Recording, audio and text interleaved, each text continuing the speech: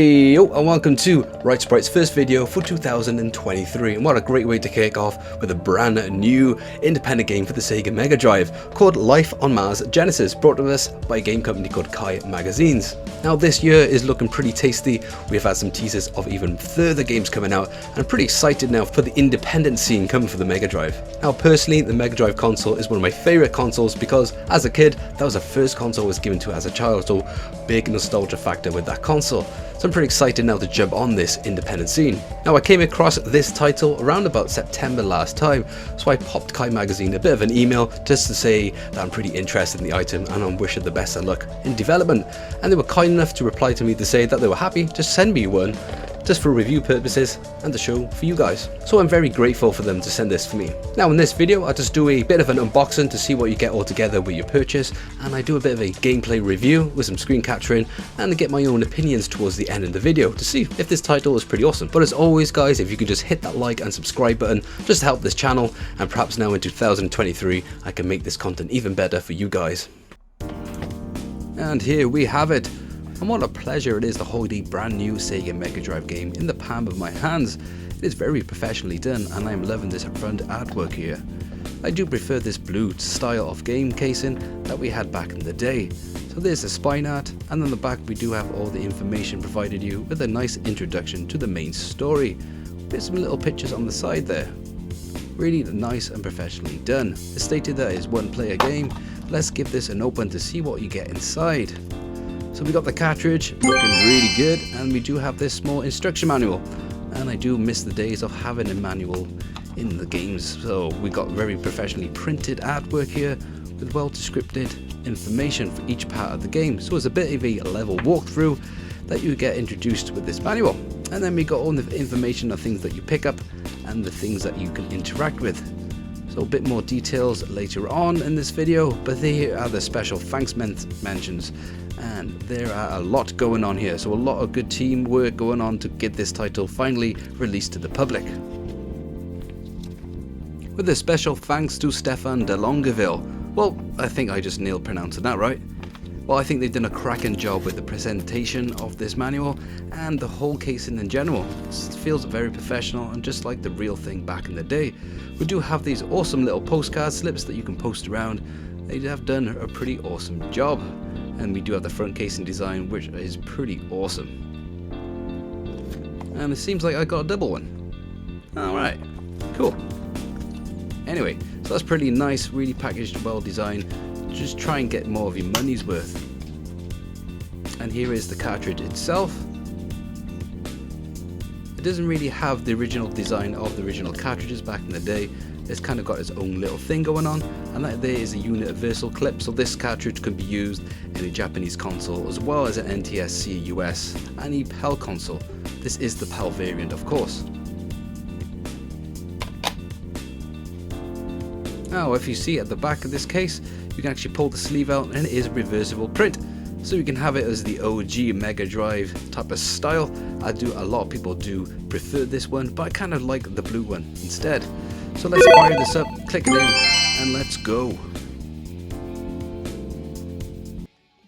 Life on Mars Genesis is a reimagination and adaptation of Kai Magazine's previous release, Life on Mars, for the MSX2 computer, and Life on Mars remake for the PC on Steam. Never personally picked up on that one.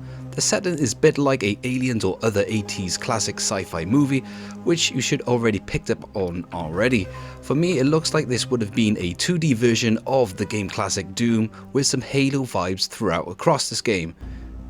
You are playing as a technician that has been sent out to find out what has happened to this colony on this planet and set back a update to base. Well, that is the gist of it anyway. Graphically already, this is looking really well. Definitely looking somewhat better than some of these other independent games coming across to more advanced consoles like the Sega Dreamcast. It's really tapping into the potential of the Mega Drive, which is what we want to see. Though it could be pushed perhaps a little bit further, you are greeted with a small animation with some background story, but I'll explain more on the story later on in this video.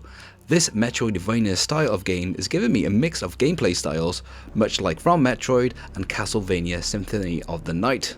where you can freely explore the map, where you can get lost in its creepy, easy, adaptive 2D world, acquiring new skills like double jump and run, getting you quickly addicted to this title, as well as power-ups that are found across this game where you can find yourself hunting around for and getting pretty lost, but in a good way.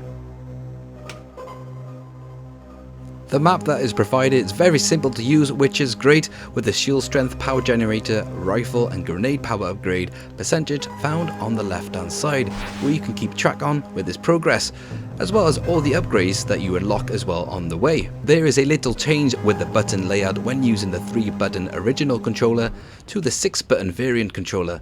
The 3-button, you will have the B button as jump, and A button as shoot, and the C button to use as an alternative weapon. And by holding the start button, you will then pop up the map and the information. With the 6-button controller, you then have access to the map, popping straight up by pressing the X button, and have access then to 2 alternative weapons by using the extra buttons on that controller.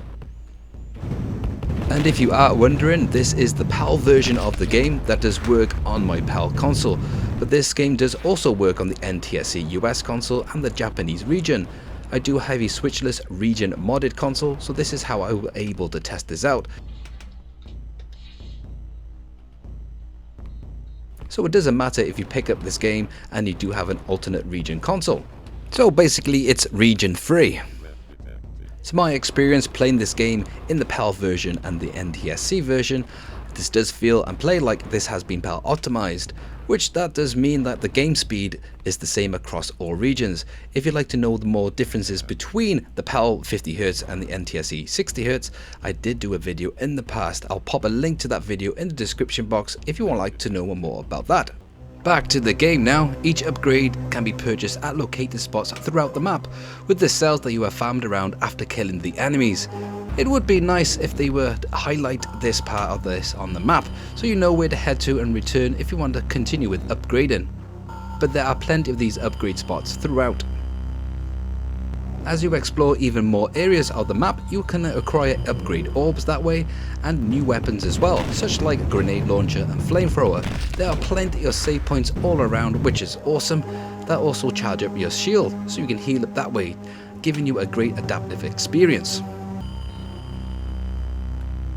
Some of the level design I found to be a little bit fiddly to jump around and progress, but will improve as I found out with getting further ability upgrades.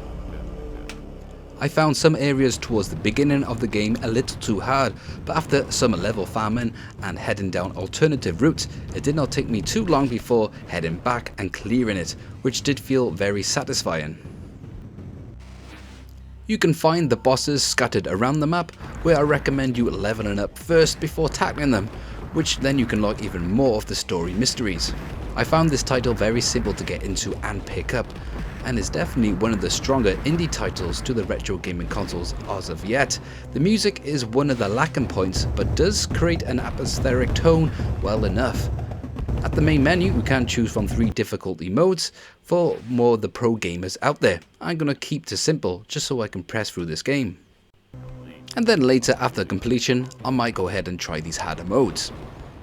This is my first indie game that I have experienced for the Sega Megadrive, well / Genesis, for you lot across the pond over in the States, and what a strong title to start with. I am now very curious and happy to look out for further titles that have came out for this console since its cancellation.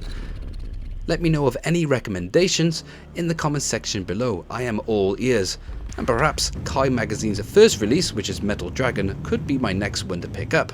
In the timing of this video, Kai Magazine has stated that the first pre-order batch has ended, which was around about mid-December of 2022. Then the next ship out this time of releasing the video in February. So any pre-orders from February before, you will then be shipped off around about this time. So wait for then another 2 months for the next shipment to be released. But again, make sure you get in contact when purchasing this game to know when this game will be released for shipping.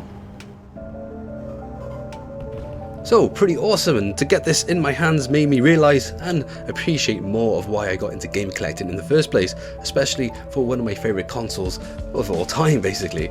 So I'm pretty excited to get this in a physical form, and I just get more enjoyment as well. But the game companies themselves do provide an alternative just to download the ROM, because obviously there's lots of ways of playing a Mega Drive through emulation. But again, I do appreciate this further by just owning the physical version. So if you'd like to head to their website, I just put that in the description box below, and do hope that you enjoy this type of content. And again, thanks for Kai Magazine for sending me this review copy. And always, if you liked it, hit this button, and if you want to support this channel, click subscribe, leave your comments below, and I'll catch you lot on the next video. Win!